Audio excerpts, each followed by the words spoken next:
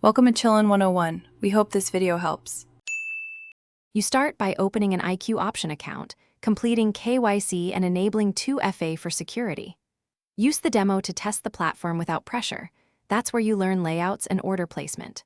Once comfortable, fund a live account with a small amount you can afford to lose, for example $50, and switch to a simple asset like your/USD or popular stocks.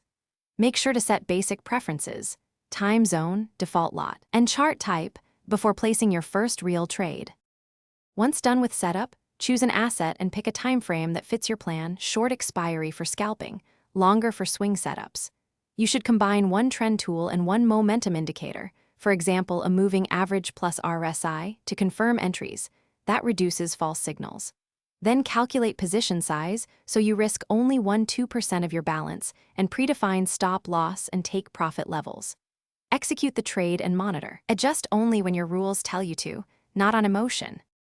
To finish each session, close trades according to your rules and log every detail in a trading journal: entry, size, setup, outcome, and lessons.